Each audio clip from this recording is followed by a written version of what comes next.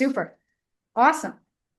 Well, I have never had the opportunity to meet Michael Athens. I've only heard of him through Vonnie over and over and over and over. So I am going to, I'm really excited to hear you speak, and I'm going to introduce him and then we will turn it over. Michael has been a full-time CGP rep since 2014, working only with business owners. He sold 440,000 in gifting sales in 2025 and has a career gifting sales volume of 2.8 million. His mission in the business is to create the most amount of CPO in the smallest time investment while providing extraordinary ROI for his clients. Outside of the business, Michael is a Brazilian Jiu-Jitsu brown belt. He loves training, kickboxing, and practicing yoga, and spending time with his wife and his dogs outside. I know that he has impacted many of you here in different events you've been to and messages you've heard. But I think that the timing of his message, when we think about what Brandon just shared with his fourth tip on organization, and we think about the excellence that brings us and the systems that Michael has continued to develop to drive his business, couldn't be better fit for right now. So I'm going to pass it. I'm going to turn you around so you can see most of people, not everybody, but most, and I'll let you take it away. All right. Sweet. Good evening, everybody. When I'm gonna see if sharing my slides works, let me know if this comes through well for you guys. Is that working good? All right. Yeah, so you can now we see the screen, and if you start what you just said, say that one more time. Oh, I was just asking if the slides, if they're visible for everyone. Oh, okay, great. Yes. Well, if we feel like our end is choppy, that might just be us. And what I might do is I might have you take your video off, which I know is a little bit odd, but we're going to see how it goes. Yeah. Yeah, just let me know if I need to turn that off. Oh, yeah. Maybe Okay. let me take our video off. Okay. Not yours. Well, why don't we wait and see if it works? Let's wait and see. Okay, go ahead. Go ahead. We're going to wait and see. Sweet. So yeah, thank you guys so much for having me in today. I am excited to kind of expand on what I've talked about in the past with some of you directly and some of you just kind of in previous messages. Real quick show of hands, how many people were in the room? Let me maximize my screen real quick so I can see you guys. When I spoke at the Gifting Summit in 2024 about systems, was it just a couple of you? Okay. Yeah, there's two more on the side too. Yeah. Two more on the sides. Okay, so about half the room. Okay. Cool. So, I'm gonna kind of start off at the same place to catch up everybody, but then there's a lot of really like surprisingly, technology has changed a lot in the last couple of years. So there's some really cool developments of what has kind of changed and what's possible since I gave that. So some of this might look a little bit familiar, but I have there's a lot of really cool new stuff. And the other part that kind of goes along with that is I want to let you guys know I'm totally comfortable if I'm on a slide and it feels like I'm going too fast or you want to ask a question, like feel free to just, shout something out and we can kind of dig into things throughout the slides, or I have time for question and answers after where we can talk about it. But the main point will be kind of how to think in systems and why they're important. And then I'll show you some cool stuff that has been going on that is possible now with all the new AI features and kind of how to think about delegating to an assistant and that type of stuff to really kind of make the most amount of your business because we only have so much time in the day. Regardless of who we are, it's all the same. So the more we can be efficient with our time, the more opportunity we have to either grow the business or just live a better life. So um, the The biggest thing, and it sounds like you guys kind of already got, I could hear the tail end of what Brandon was talking about just like systems make everything better, both for how we feel in our business and um, how that translates to a customer experience for our people. I love this quote by James Clear, the author of Atomic Habits, which is an amazing book to read, that you do not rise to the level of your goals, you fall to the level of your systems. And when I think about like who we are as sales reps in general, like most of us are really successful here with Cutco because we're so personal and we're so great at going out and talking to people and creating these amazing relationships, but we're not necessarily the people with the best memory for things that we need to do or, you know, oh, I need to follow up with this person, or I need to make sure that this engraving instructions get sent, or this person said they wanted cookware and wanted me to call them back in 2 months after they got their bonus. Like those things are not necessarily what most of us as sales reps are really good at.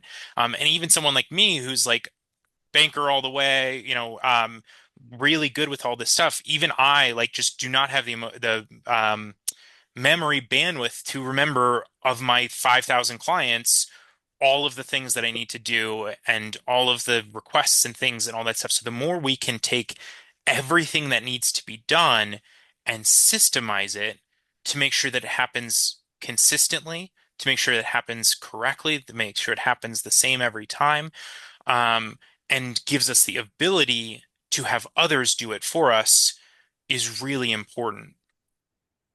Because without these systems, that's how things get forgotten about. That's how people never get followed up with. That's how, these huge clients that could be ordering tens or hundreds of thousands of dollars a year end up going with a different program, a different gift, a different system because it's reliable.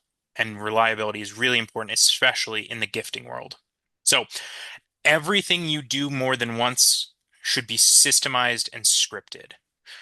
So obviously your script, what you're saying to the clients should be essentially the same every time, or at least bracketed into sections that are the same every time, even if the order switches.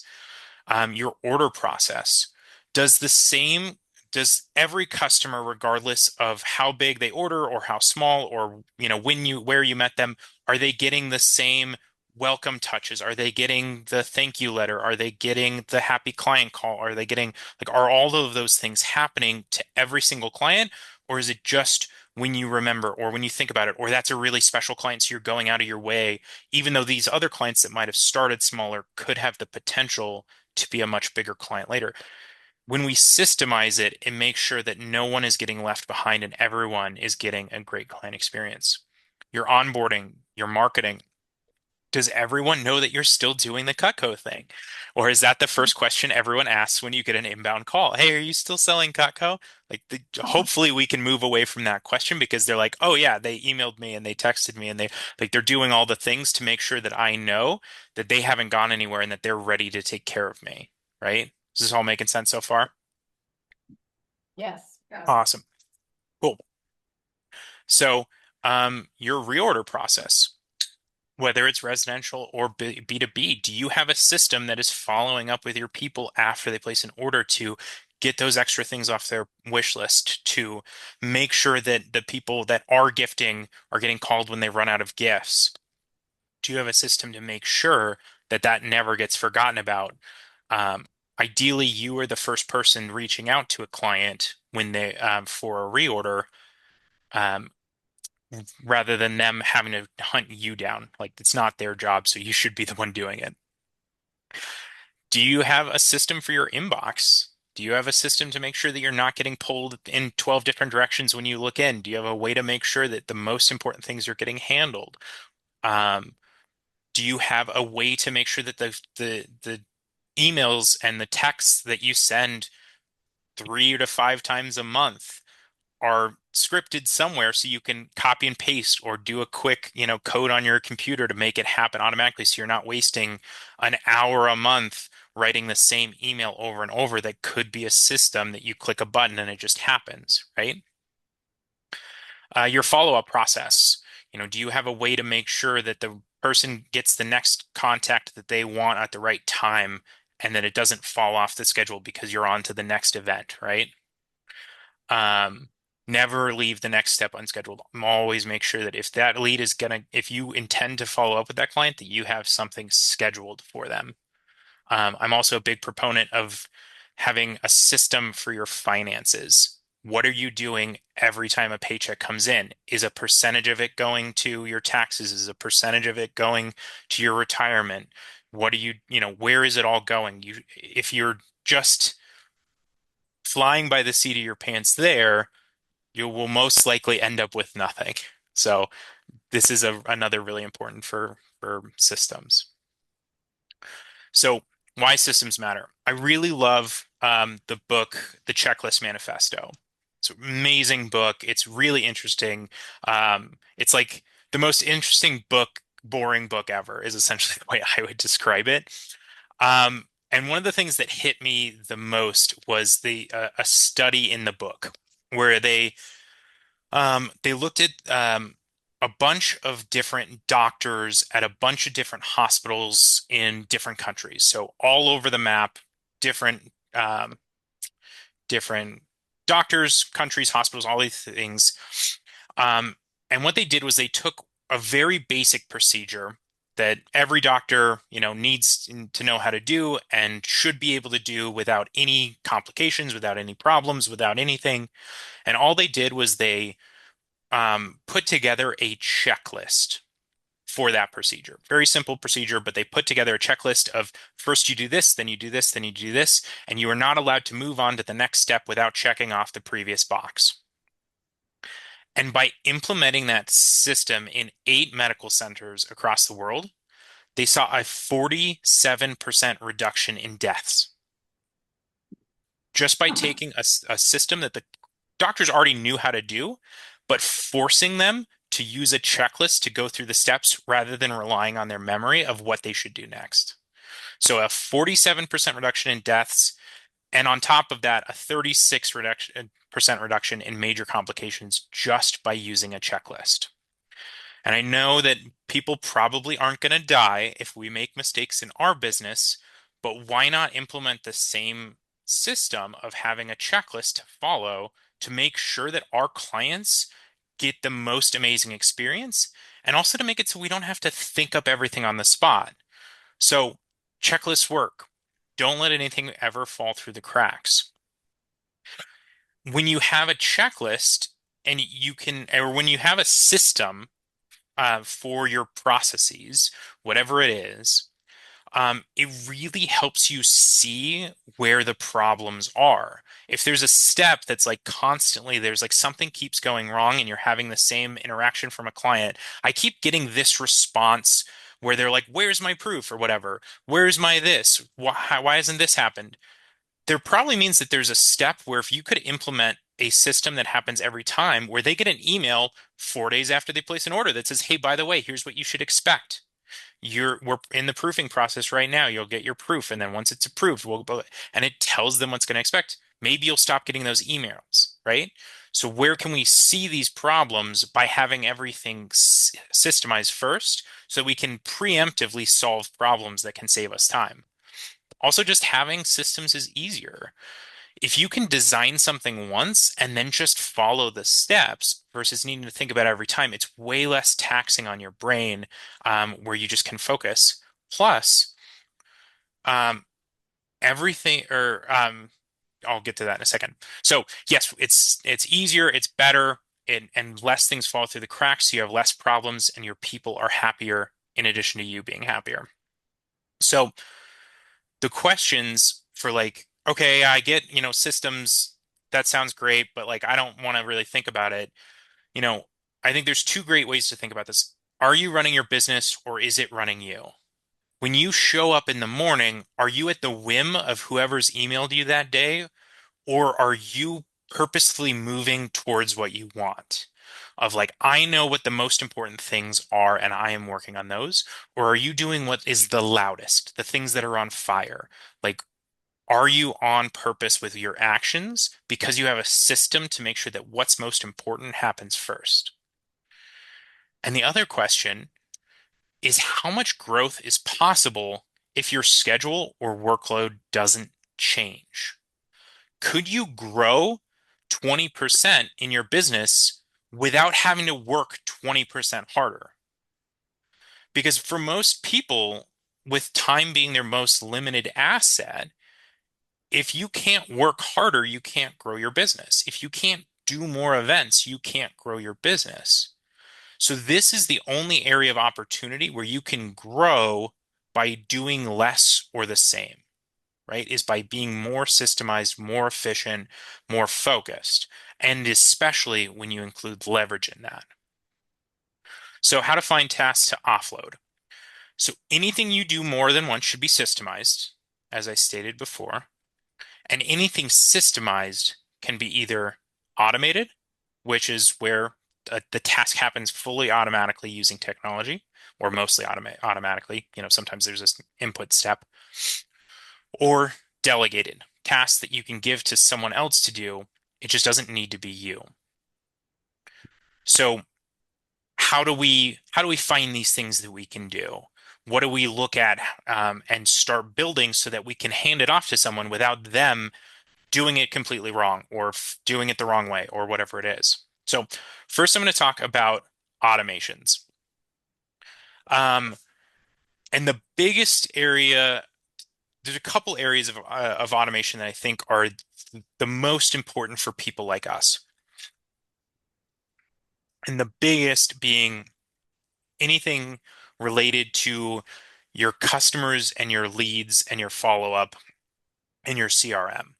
So there's so much in our business that could be simplified to if X happens, then I want Y to happen. If a client fills out a service call lead at an event, then I want to make sure that they get followed up with until we get that service call. And then once we get that service call, I want them to get, we do the appointment, we sell to them, and now we want to make sure that they're onboarded in a way that makes them a client for life, right? So each one of those things is if this, then that. When we get the lead, we want this to happen. Um, when we get an appointment, we want this to happen. When we get a sale, we want this to happen. And these days, so much of this can be automated. Like, I would highly suggest that regardless of what CRM you're using, find a way to make sure that you're not using a paper lead form. Because even if it's just the step of having to take a picture of that and send it to an assistant, have the assistant put it into the CRM, and then they schedule a call task or an email task or whatever, like all of that could be done fully automated. Find a way to have it where they can on an iPad or they can scan a QR code, fill out their information. That goes into the CRM. The CRM texts them a link to your schedule. They fill out the info. It puts them on your calendar. You then do the appointment. Then you click a button. They're already in your CRM, and now they're getting your follow-up, right? So much of this stuff can be automated if you just look into it, work at it, and find out what systems are available for you. So lead collection going in your database, follow up, drips, emails, texts, check-ins. So much of this can be done. Um, Order flow and follow up task scheduling. So like when this happens, if a client clicks a button on an email, it sends me a task to then call them. Or if once it's been 6 months since they've ordered, they automatically get added to my prospect or my reorder calls, things like that. All of this should be something that you can build into your CRM, or even like um, using AI or using your calendar. There's lots of ways you can do this, but so much of it is just possible now with just creating automations. Um, so an example of this, I was finally building my own business. There's kind of some stuff where I'd come from a team that was problematic, but I was finally ready to start doing my happy client calls after a client's gifts have been shipped to them. And two things happened. one, I noticed that I was getting really behind on those calls, and I was getting really frustrated with myself that it would be like they were supposed to get this call 2 or 3 weeks ago and it wasn't happening. And so I was like, kept feeling behind on that. So that's one thing that happened. The second thing that happened was that I noticed that 90% of the time that I made a happy client call, they didn't answer. And, it's not like it's a prospect where I might not necessarily want to leave a voicemail going like, "Hey, I'm just checking in." But for a happy client call, it's like, "Oh, I just need to make sure they know that I care about them and I'm here to help if there's any problems." So I found that 90% of the time I was leaving a voicemail going, "Hey, just checking in. I saw you got your gifts. Just wanted to make sure everything looked good. Wanted to make sure you got all your letters and all your things. If there's any problems or you need any help, give me a call back, and I'd be happy to, help you with anything." So I was doing that all the time, and so I figured, okay, well, let's systemize this. I already had the original system, which was me calling them. It was like, okay, well, let's take the next step and let's automate this. So I'm going to show you what I built in my CRM, which is Go High Level, to automatically do this. So um, when an opportunity, which is what, a client, when they move to this stage in the order flow pipeline, so my order flow pipeline is like they ordered, but it needs to be put into Vector Connect, and then it's they've sent us the, but we haven't received the logo. It's like, okay, we got their logo, but now we need to send engraving instructions. And so like each one of these is like a different step in the process, right? So when the client gets to the order into the needs happy client call phase, my system waits 12 days. You can see currently, I took the screenshot today. There's 5 people waiting in there for a happy client call now. If they're in that stage still after 12 days, it does nothing.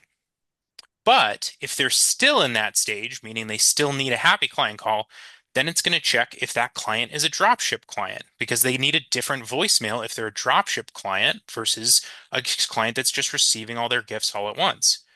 So if it's an on-hand client versus a dropship client, it sends them this voicemail. And this is just a voice drop that hits it. It basically their phone rings once and then they have a voicemail. Um, if they're a dropship client, they get this voicemail. And they're just basically the same voicemail. They're just a little bit different. So it's not confusing to this person why I'm talking about sending out their gifts for them, things like that. And then after it drops that voicemail, it comes to here and it checks if they're a 12 pay or not a 12 pay and moves them into the next step in the stage. So if it's not a 12 pay, it moves them into waiting for reorder, where my system will automatically wait 6 months and then move them to my reorder flow. If they're a 12 pay order on either side, it moves them to needs part two due date. That step has an automation that sets a task for my assistant to go look at the future payments on Vector Connect and set the date for when we want part two to go in. And then if they're not a 12 pay, but they are a dropship client, then they go into a stage where we monitor to make sure that they're actually sending dropship requests, because if they don't, then they're not getting their value and they're not getting the experience that we want. So all of this happens automatically. They get put into this stage, they wait 12 days, and the system itself drops them a voicemail and then moves them to the next step in the stage. And I just get phone calls all the time. And it's really funny for me because I have to like, I get the phone call and it's like, I know this is a number of my client. And I have to be like, hey, how's it going? And like, did you just get a voicemail from me? Because otherwise, like the first few times this happened when I was new to this system, I kept being like, wait, I called you? And they're like, yeah, you just left me a voicemail. And I'm like, oh yeah. But it's like, this was 2 minutes ago. So that's how automated this is that I just get the call going, hey, I missed a call from you. And it's like, oh, yeah, hey, I was just leaving you a voice message because I saw your gifts when, or, your gifting systems are all set up. So I wanted to make sure you got everything and it's all good. And they're like, oh, yeah, no worries. It's all good. But I know that now because it's the system is that dialed in where it just happens automatically. And if they call back, I just take that call and I know that it's going to happen. So things like that. So this is like the level of it on just one specific task that needs to happen for every client. And I have, you can build different things for every different part, every different flow or piece of, an order process. And this is before we even get to AI. None of this in this last step is AI. This is me building And it happens the same every way. There's no decision making in it. It's just if this, then this. If this, then this, right? AI is nuts. Like I'm just getting started into implementing some of these things. So like in Go High Level, there is now AI texting and AI calling. So I haven't set this up, but like if I were a residential rep, AI texting would be the first thing I would do because the amount of time that we spend trying to book service calls and book, appointments and things like that, that could be done fully in the background, not paying an assistant, 15 to 30 to $50 an hour to just, hey, I know you needed your sharpening. We're going to be there in this date. Like, here's a couple times. Which one works best? Awesome, cool. I booked you on the calendar. I'm going to send you an email confirmation, and the day before, I'm going to text you and check in to make sure that that happens. Fully automated, fully AI. Don't even have to think about it. You just tell it what you want it to do, give it your voice, all of that stuff, and it does it.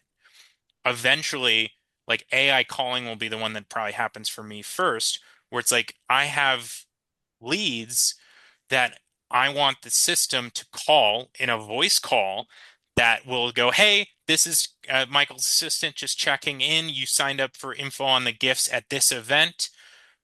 We have time on our calendar on these 2 days. Is that something you still want to look at? And like filtering through all of the leads that way. Like I don't know how fast that is for me because there's other bigger things, but like the AI callers are good enough already to not like piss off your people that they will actually go, "Oh yeah, I want to look at the gifts. What do you have on Thursday?" Okay, cool. And then it'll book it in your calendar. Like things like that. This is already here and it's only going to get better.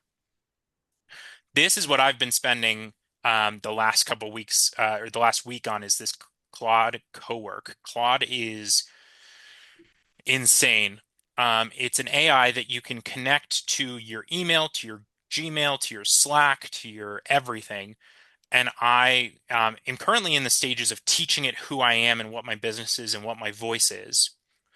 And then the next step to implement for me is that I'm going to have it once a day go through different folders in my email, find everything that needs a response, and draft a response and save that in a new folder that then my assistant will first go through and check and see if those drafts are good and click send.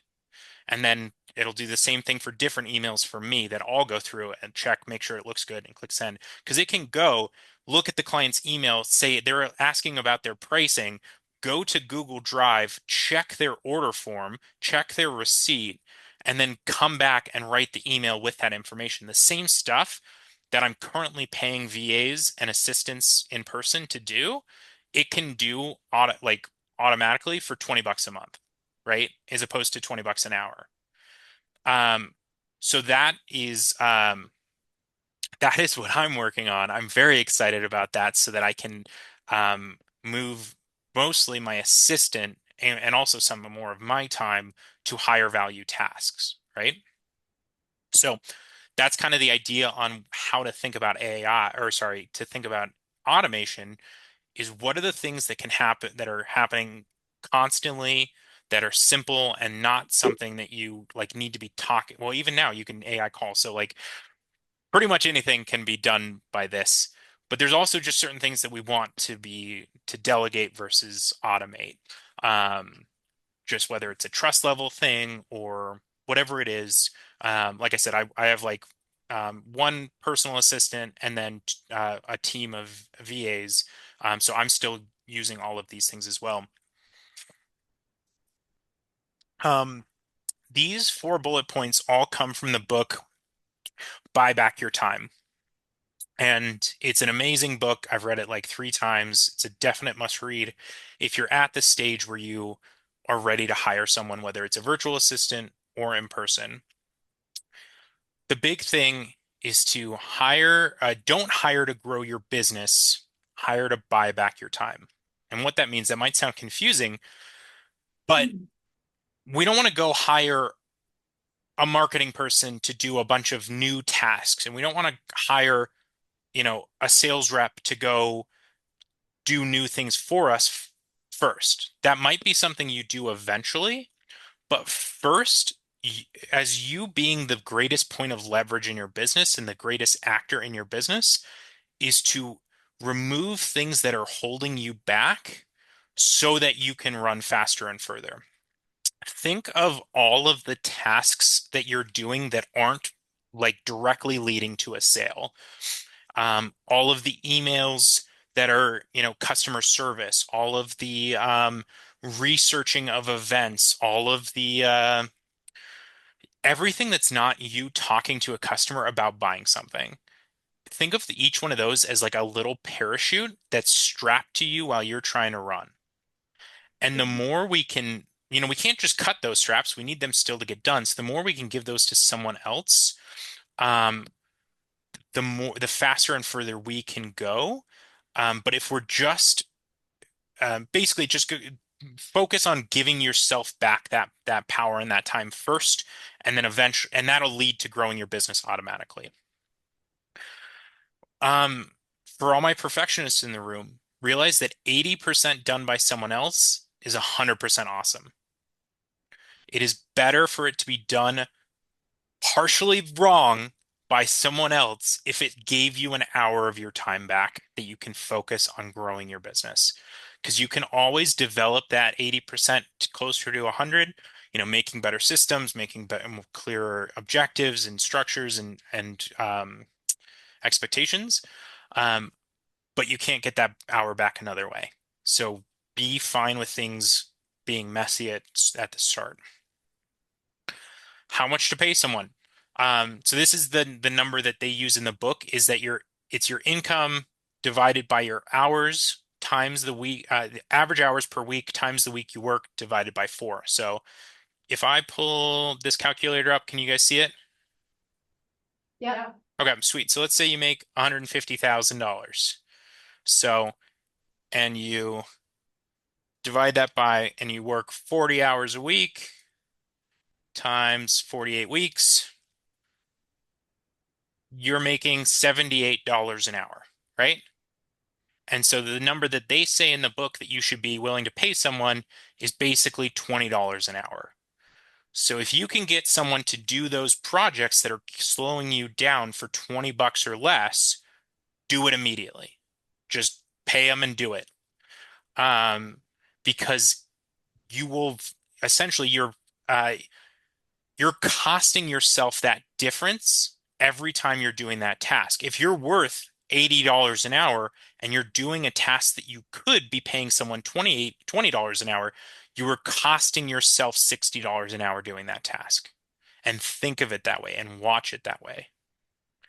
Um, and the system that they recommend, this flywheel effect to take those tasks and offload them, is to audit your time, transfer those tasks, and then fill your time with new income producing high value tasks. So, specifically for that, what does that look like? So, this is a program called Harvest. It's a free app as long as you're not doing anything crazy with it. So, I'm still on the free version of this. And currently on my other screen, this is running as me giving this talk to count the hour I'm speaking to y'all, right? Everything in here. But essentially, I tracked my time um, for basically the last 2 years. And what it allows me to do, this is a little bit old, so thank goodness some of this has shifted. But like at the time that I took this, I was spending 8 hours a week, which is about a third of my time on low value tasks. And that's not especially if you include the email in there too. There's some things I can't necessarily get rid of, like driving or things like that. And there's like my high value tasks, like at an event or at an appointment. But it lets you see where are you spending your time. Since then, I've also broken this down to be more specific. So I have order entry, I have engraving instructions, I have, different tasks that are broken down more than this, so it's more clear. Um, but you would be surprised if you track your time for 2 weeks, like where it's going. It's the same way that people that never track their money um, are really surprised when they first have someone analyze their spending for them, which you can have AI do now, just so you know. Or like the first time they actually dig into it to be like, oh, wow, I'm spending $3,000 a year on coffee or whatever it is. And that could be whatever. The same thing happens with your time because it happens automatically and we don't think about it. And we always overestimate how much, we always underestimate how much time something is going to take us. But when you have the concrete data, it's very helpful. So when you see this, you can see, okay, this is my biggest area of opportunity. If I can get a third of my time back, what would that be worth to me? Well, if I'm worth 100, $100 an hour, I could make that, $150 an hour or whatever. So analyze it or track it, analyze it, offload it. Um, and then the steps for offloading something to make it really clear and simple. And once again, just read the book. It's like a workbook. It's great to go through it, but it's the idea of filming it, script it, schedule it, and then continue to check on it. I'm only going to show you like 20 seconds of this video if it works. But this is like me um, doing a proof instruction for people. And actually, I don't know if I might have to make a change to the sound. Is the sound working on that? Not yet. It's not playing. It's not playing. All right, one second. I think I just need to edit the share to be computer sound.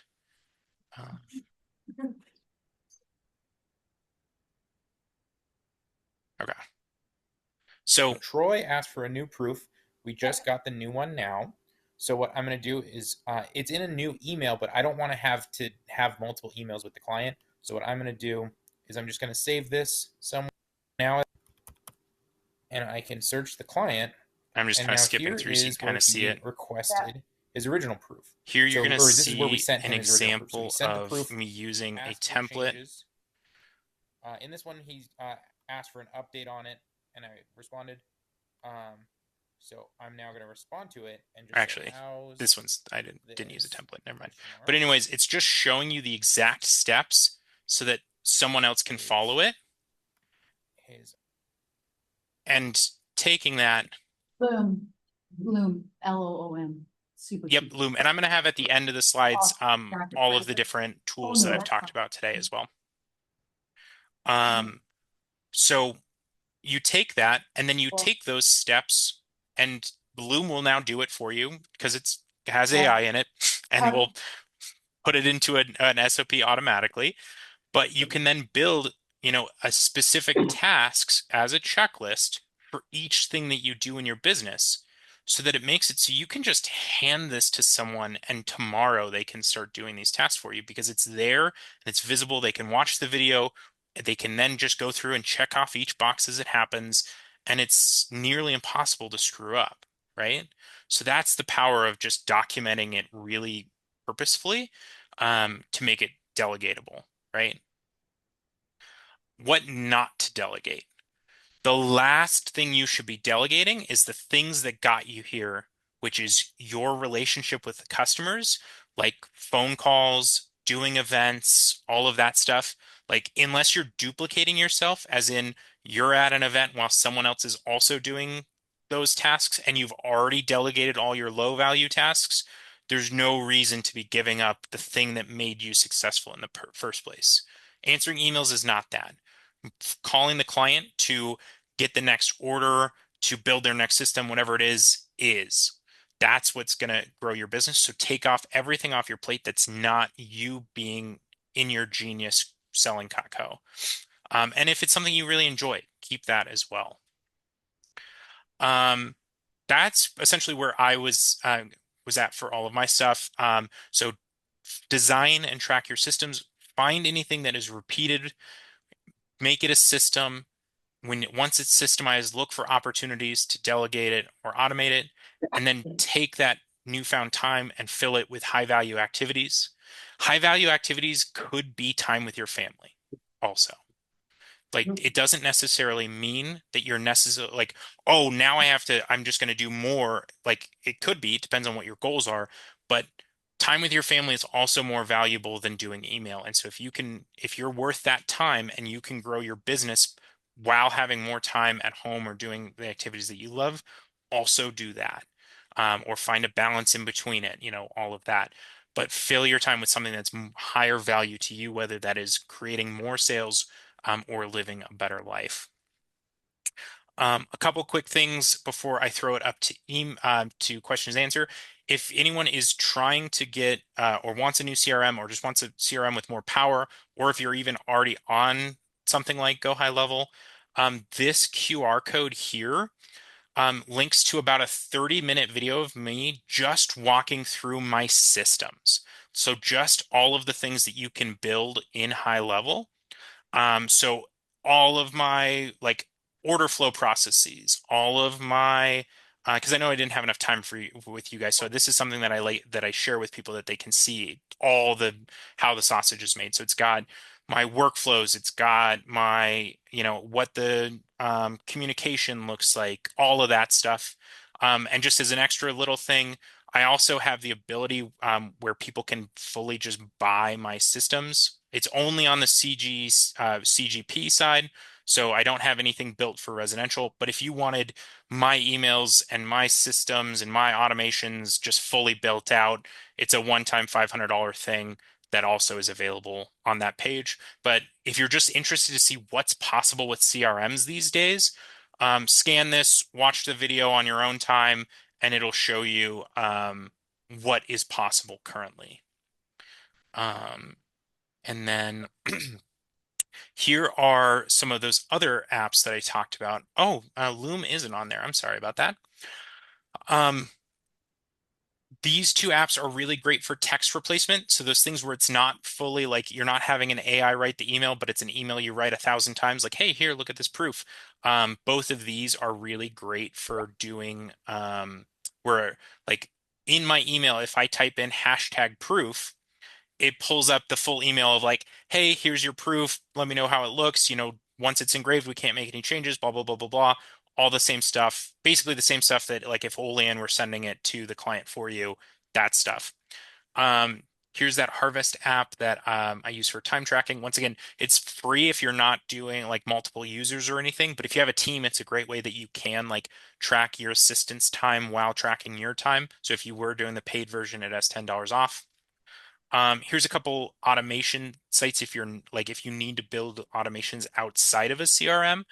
So like Zapier can connect from your different apps to do things, but these days you might as well just get Claude Cowork, and it can do it all automatically. Like I said, like it's soon this will be handling 90% of my email, and then my assistants will be just taking the other 10%, making sure there's nothing crazy in an email and clicking send, right? But there's also ChatGPT and Gemini are other options as that as well. But that is what I had prepared for you guys. I know I talked a ton there. Wow, wow, wow. That's amazing. So I have as much time as you guys want or need Well, do you to guys, he answer has a bit of questions. time. Questions? Anybody have a question about? I know you're trying to debrief what just happened, but yeah. If you recorded it, you can play it back at like 0.75 speed and, catch everything. Great to see you, Michael. If not Go High Level, what other way of automation would you suggest? So Why I'm not not Go here. Level? I hear that Why someone's not? talking, but I can't hear the question. Yeah, you have to maybe come. She asked if there was other CRMs than Go High Level that you would recommend, or do you recommend?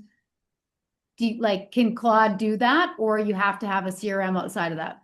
So Claude isn't a CRM on its own, but it can do a lot of things automatically. Like it can take over your screen if you're on like Chrome and like start moving your mouse and clicking on stuff and typing stuff, and so there's potential with that. Other CRMs would be like HubSpot is great and has a bunch of automations in it. There's I know some people use ClickUp as a CRM.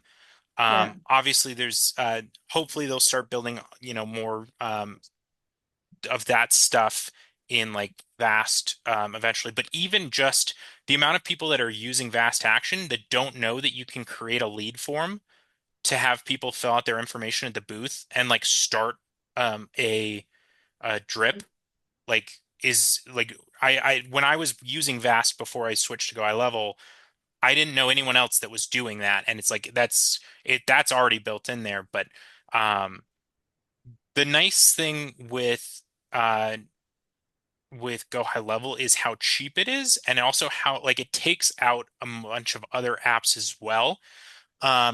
So like if you have a texting platform, an emailing platform, a Calendly account or an Acuity, you know, all three of those are included for $99 a month in So it. it's not And, like, US, so it's like 140, 135, 140 Canadian, but it is one of the least expensive CRMs with all that stuff.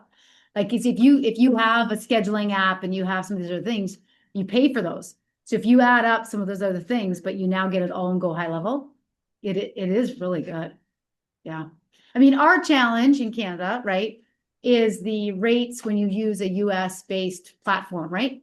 But that's a challenge, but there's not a lot of other options for us that are as good sometimes. So sometimes we need to do it, you know? Yeah. And I think part of the I don't know the full answer to this, but it's finding a way to cost effectively manage communication with texts, right? Isn't that sort of what some of you guys get a bit a bit challenged with? Is the cost to send text through some of these things? Is that a little bit, do you think? Yeah, but with the Go High Level, when I was dealing with Dean, Yeah. it was not working for months because of the Canadian email system not linking with Go High Level and text messaging. Canadian email system? What do you mean by that? I don't want to keep Michael on. Well, no, he said he has time, but I'm just saying I use Go High Level. And I don't know what why would Canada emails have anything different than?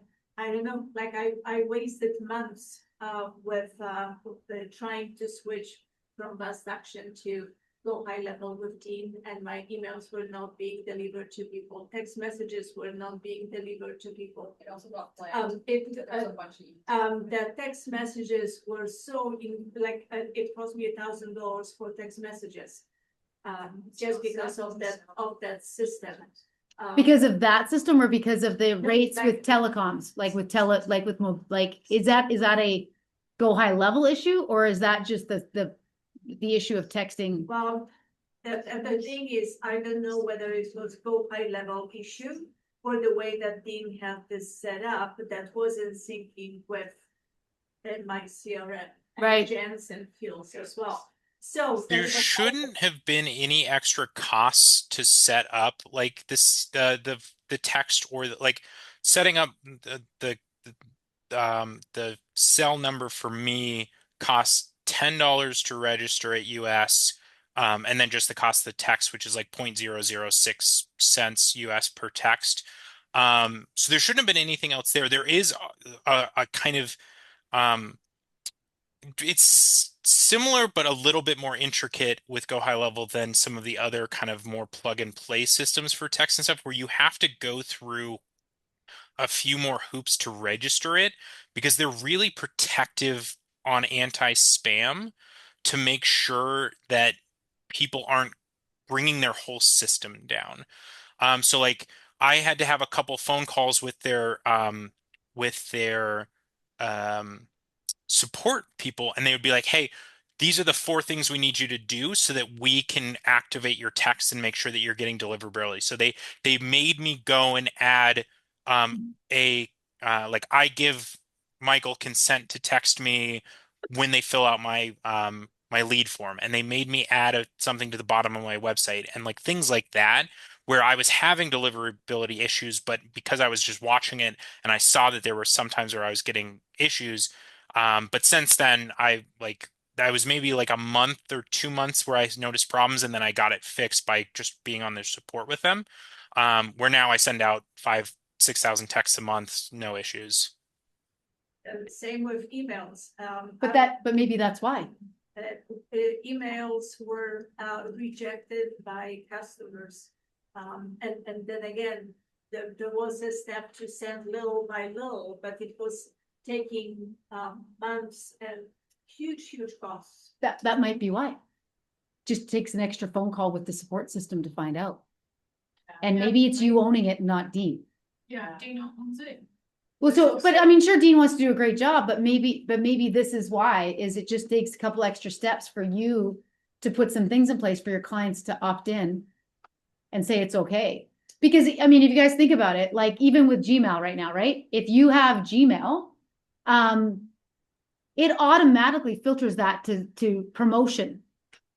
Customers aren't gonna get it. Like it just does it. So sometimes it's not even the CRM, it's the platform that the email is going to. Like, I know that, like, there's stuff that they just say is promotion and they'll just flag it. So, you know, when you get an email and someone says, hey, make sure you add this to your address book or whitelist it. They do that because if you don't do that, you're not even gonna get the email. It won't go through, and it's not this, you know, that, yeah, go ahead, It Mike. could be Gmail, actually, because Yeah. we don't have go ahead level, although if I hadn't already migrated photos, my CRM, I would like do this in a second, be like, Michael, send me like things. But we have bypassed it with something called SendGrid. Somebody techie that I know might get the help to get on, but yeah, Gmail has a limit and all that kind of stuff. Yeah. It's not. My experience wasn't the CRM, it was Yeah. actually that you had to go through something called SendGrid, you have to set it up. Even Fast Action had challenges. Yeah. I think in the last year with deliverability and some different platforms Mhm. that they were really like working through, and he wasn't getting into it, emails delivered. So my point is I think there's workarounds. I can send mass text on a different system, but I haven't heard both high level have troubles in Canada, but yeah, it might be that it wasn't set up right.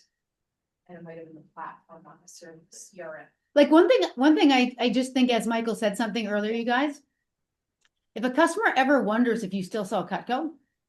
Yeah. That's a sign. Yeah. That you're like, I'm not getting through to people, or I'm not communicating enough. Just think about that, right? Like, and I think it takes a bit of investigation, like Michael's saying, is that you might have to go the next step, right? And if you could save money and time in some of the things he's talking about, and then put that money towards the CRM. It's gonna help you. Like, I think that there are people that migrate CRMs that are professionals in this, or get somebody who has it already set up, like. Do you have a question, Bill? I do. Go ahead. Hey, what's up, brother? Can you hear me? Yep. All right, good to see you. First of all, are you real or are you AI right now? You figured me out. I do it. This is an AI. Okay, so first of all, let's say somebody, like I am on Go High Level, I've got everything in there, or somebody's starting off a new database, a new system, where they're putting in 5 or 10,000 customers, and they want to start putting them into different drip series and the workflows. Is that like, do you have a strategy you use for that, or like would you just kind of just have them get like monthly emails and only start putting new people into these? So what I did when I started it off is I separated all of my customers that had ordered in like the last 4 months. And I basically took my like new client email drips and I duplicated them, but made a version that like skipped the like, hey, thank you so much for your order email and like the welcome text and things like that. And then it just started with the like, hey, here's the things we might need for your gifts, or here's how you could, get better results with them and blah, blah, blah. And I took everyone that had ordered within the last 4 months. I added them a tag that was catch up to catch up on the email drips. And I added all of those people to that. But all my people that had ordered longer in the past, I didn't want them getting kind of that new stuff. So I just started them off with my monthly sale emails and content and stuff like that. So that's what I did. You could get more intricate if you wanted like to really dig into specific silos of people and stuff, but that's kind of like the easy answer on what I did is I just made a different version that would just affect those people. And even now I still use that like catch up occasionally where it's like I'm dealing with this business owner and I got a text from his son yesterday going like, hey, where's this order at? I'm like, you haven't sent us your logos. And he's like, ah, dang it, dad. And now I have that guy's email. And so I added catch up as a tag and I put him on the same drip. So he's a little bit behind. I didn't get it. He didn't get confused. Like he just placed an order today, but he's now getting the emails that we need to make sure that we're getting his logo and we're getting all of the steps, and he knows what his letters are going to look like and all that stuff. So that's the nice thing of like with all of these things is once you build it once, it's just there. So that it's like they might have a time investment up front, but then it just continues every time you use that in the future, you're getting minutes to hours back um, in time because it's created. And kind of one last thing with talking about the Gmail thing, like that's what I am using, and I do know I'm having a limit of 500 per day Right. I can send. So I have to be very strategic with my marketing because I have nobody in drips. I'm just like doing sections of people right now. You know, any workarounds about that or suggestions or just get a different email address or like what would you say? So if you didn't want to make any changes, but you were interested in things like Claude or things like that, you could have it where it's like, hey, I want this email to get sent out to all of these people. I have a limit of 500 a day, so please send it to 300 people a day for the next 10 days or 12 days or whatever it is. And it could do that. If you did want to switch, if you're just using Gmail, then I would definitely get a CRM that you can just mass stuff because like the amount of stuff that is just happening in the background and I just only hear about it when I get a positive response is crazy. Like just to give you an example, this is kind of a weird one, but my favorite email in all of my systems comes 1 year after someone's like gives me their info, but they're in the prospect drip. And so they get an email that just is the subject line is, so what are we doing? And then in the body, it's like, hey, I've been emailing you for like a year. We haven't really done anything. Like, are you still interested in this or, should we move on? I get so many responses to that email. Like, and 90% of them are like, hey, yeah, like I'm not really interested. And like some of them are like, hey, I still like this, we're selling our business or we're doing blah blah blah. And it's like, okay, cool. They still have some intent. And every once in a while it's like, yeah, we're actually ready. But like it's a year later and I haven't done anything with my time on that person, but I'm still getting responses, especially when you can combine that with like I get so many my like 2 months after someone goes into my drip, they get an email one day with a special, and then the next day they get a text going like, hey, did you see my email? And like it's really helpful to get all these responses to that because even the ones that are like, hey, I'm not ready, like if I had that as someone that was in my opportunities as someone I'm going to follow up with personally, and they're like, I'm not ready, like I know now that I can move them back a few months or take them off my like hot list. Or if they're like, yeah, let's go, like I know to move them up in my hot list and those types of things. So like just having things where, because I remember before, like my biggest problem in the past was like I would have these stacks of leads and I would be really good at putting in the people I wasn't excited about. And I would like have my top 5 people from an event that I was like, I want to follow up with these people in person. So I don't want them getting automated stuff because then it'll be weird if I, email them, but my system had already emailed them. But then what happened is I ended up with stacks of my best leads that weren't getting touched at all. And so that was one big change is I just made sure that no matter what, every single person is in my CRM and getting the marketing within a day of my event. No matter what, how good they are, how bad they are, they're in the system, they're getting the stuff. And especially now that it's in a system where I can look and see what emails and what texts have been sent to them before I make that phone call. Um, that I can go, oh, my system texted them yesterday automatically, so I'm going to give them another week before I make my next call and things like that. And so like it makes it just so much easier. And now all those best people are getting something. So even if I'm failing at my job of following up with them, the system's doing it and it'll bring them back into my orbit when they are ready. So because the system is doing the work, they can self-elect to go, yeah, we actually are ready. And then I can make that more personal phone call and things like that. So even it keeps me from leaving those people where that might have gotten left otherwise. Yeah, go ahead. Yeah. Awesome job on that talk, as usual, blows my mind. With Claude, for email management, how long of a learning curve would you say that is for the average person like me, who's not super tech savvy, but, you know, and did you say again for it to do with your email? That was so interesting. I just didn't catch the wording that you're gonna have to search for all the questions in your email folders. That's something that, if you could go through that again, learning curve with that, and then email management, how to. Yeah, so the first thing is that you don't need to be super savvy to use it because everything you have it do is just a text question. Hey Claude, can you blank? And it'll tell you everything it needs to do it. This is literally the video that I'm gonna just throw it in the chat and it can get sent out. The video that I'm 28 minutes in out of 47 on setting mine up, where I essentially, I'm in the feeding it information stuff and I'm right at the step now where I'm going to start building its tools. So you can start off, like, even if you didn't want to watch the video or anything like that, where you could just go, hey Claude, this is what I'm trying to build. This is what I want you to do for me. These are the things. Tell me everything I need to give you to make that possible. And it'll give you a step-by-step instructions. And you can tell it who you are and what you want it to sound like and all the things that you want it to do.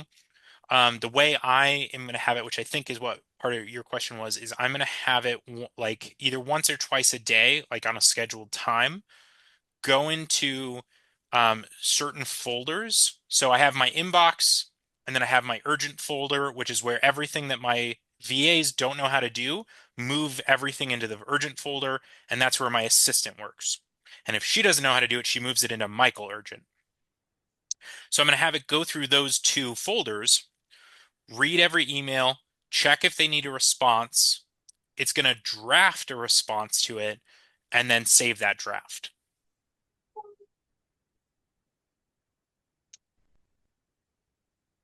So I don't want it messaging anyone without my go ahead, but I, more than comfortable letting it write an email and then I can look at it and go, that was bad. And now I can edit it and send it and also tell Claude, hey Claude, you said this is totally false. Don't say that. Or like the tone was bad, or hey, here's actually where you need to look in their folder to find that actual information, and it'll remember that and do better as it goes on because it's constantly learning.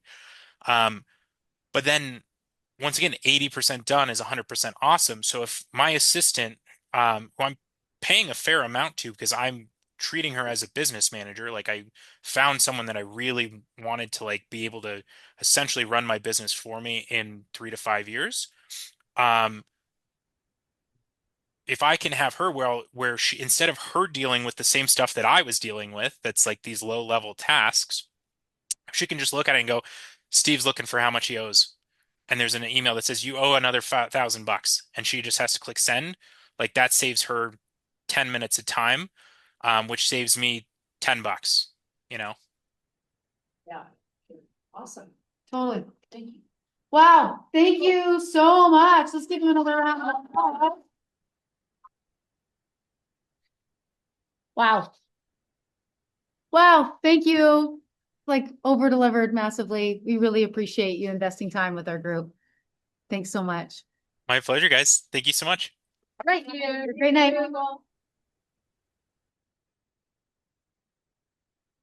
Yeah. He's on Mountain Time. So I know that. Awesome. So 2 months ago, I downloaded. Yep, that's the YouTube link. So I'll just do that. All right. Okay. So. Okay, it's 5:20. So, real quick, 2, 3, 4 minutes, just real quick, lightning round. Biggest takeaways, and then once we're done this, I need everybody that was the top 5 in the push, you guys can just hang for 1 minute, projects get a photo.